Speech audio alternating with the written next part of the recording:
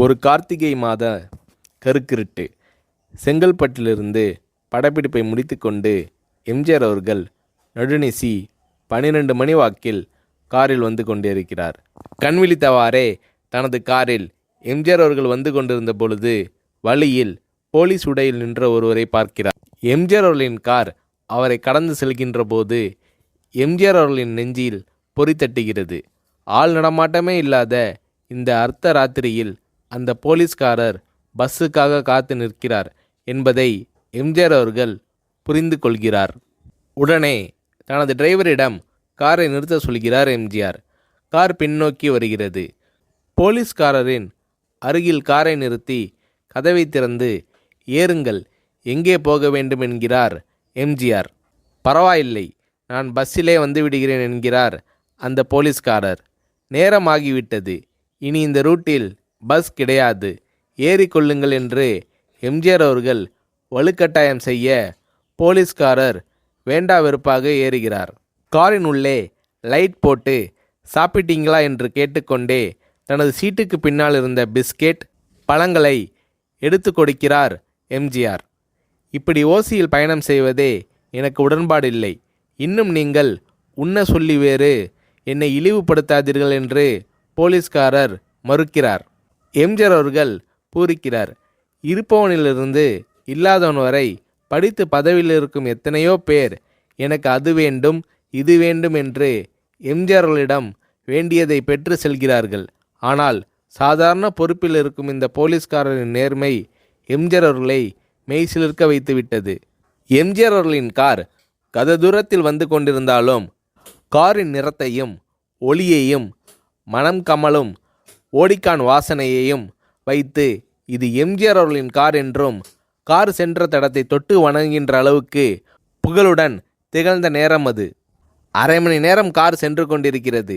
ஆனால் அதுவரை எம்ஜிஆர் அவர்களை பற்றி பெரிதாக போற்றி புகழ்ந்து பேசாமல் அந்த போலீஸ்காரர் வந்ததே புரட்சித் தலைவர் எம்ஜிஆர் அவர்களுக்கு அந்த போலீஸ்காரர் மீது மரியாதையை கூடுதலாக்கியது. நான் தான் எம்ஜிஆர் என்கிறார் எம்ஜிஆர். கேள்விப்பட்டிருக்கிறேன் என்கிறார் அந்த போலீஸ்காரர். பொன்மனச்செம்மல் எம்ஜிஆர் அவர்களின் முகத்தில் கோபம் இல்லை, பதிலுக்கு பொன்முறுவல் மலர்கிறது. என் படங்களை பார்த்து இருக்கிறீர்களா என்று கேட்கிறார் எம்ஜிஆர். நான் சினிமாவே பார்ப்பதில்லை என்கிறார் அந்த போலீஸ்காரர். புரட்சித் தலைவர் எம்ஜிஆர் அவர்கள் இன்னும் பிரமிக்கிறார். இப்போது கார் சத்தத்தை தவிர ஒரே நிசப்தம். போலீஸ்காரர் தனது வீட்டிற்கு 1/2 கிலோமீட்டர் தூரத்திற்கு முன்பே காரை நிறுத்த சொல்லி இங்கேயே இறங்கிக் கொள்கிறேன் என்கிறார். ஏன், நீங்கள் குறிப்பிட்ட அந்த விலாசம் இன்னும் 1/2 கிலோமீட்டர் தூரம் இருக்கிறதே என்கிறார் எம்ஜிஆர். சாதாரண போலீஸ் உத்தியோகத்தில் இருக்கும் நான் காரில் வந்து இறங்கினால் என் வீட்டிற்கு அருகில் உள்ளவர்கள் என்னை தவறாக நினைத்து கொள்வார்கள். இதுவரை இப்படி நான் யார் காரிலும் ஓசியில் வந்து பழக்கமில்லை. நீங்கள் இவ்வளவு தூரம் செய்த உதவிக்கு நன்றி என்கிறார் அந்த போலீஸ்காரர். புரட்சித் தலைவர் எம்ஜிஆர் அவர்கள் அதற்கு மேல் எதுவும் பேசவில்லை. அவர் எந்த போலீஸ் ஸ்டேஷனில் பணிபுரிகிறார் என்பதை மட்டும் கேட்டு தெரிந்து கொண்டு கிளம்புகிறார். அடுத்த நாள் செங்கல்பட்டு போலீஸ் ஸ்டேஷனுக்கு ஃபோன் செய்து நான் எம்ஜிஆர் பேசுகிறேன் என்கிறார் எம்ஜிஆர். ஃபோனை எடுத்த டிஎஸ்பி உதறலோடும் உற்சாகத்தோடும் தலைவரே வணக்கம் என்கிறார். இரவு சந்தித்த போலீஸ்காரரை பற்றி விசாரிக்கிறார் எம்ஜிஆர். அந்த டிஎஸ்பி சொல்கிறார், நீங்கள் குறிப்பிடும் அவர் இன்று விடுப்பில் இருக்கிறார். அவர் கையூட்டு வாங்காதவர், கடமை தவறாதவர், காவல்துறையின் நேர்மைக்கு இவரே இலக்கணம். வெற்றிலை பாக்கு, பீடி, சிகரெட் போன்ற போதை வஸ்துக்கள், நாடகம், சினிமா போன்ற பொழுதுபோக்கு அம்சங்களையெல்லாம் இவர் அறியாதவர். கல்யாண வயதில் உள்ள 3 பெண்களையும் கரை சேர்க்க முடியாமல் கஷ்டத்தில் இருக்கிறார் என்கின்ற விபரம் டிஎஸ்பியால் எம்ஜிஆர் அவர்களுக்கு சொல்லப்படுகிறது. அவரை நாளை என் தோட்டத்திற்கு வர சொல்லுங்கள் என்கிறார் எம்ஜிஆர்.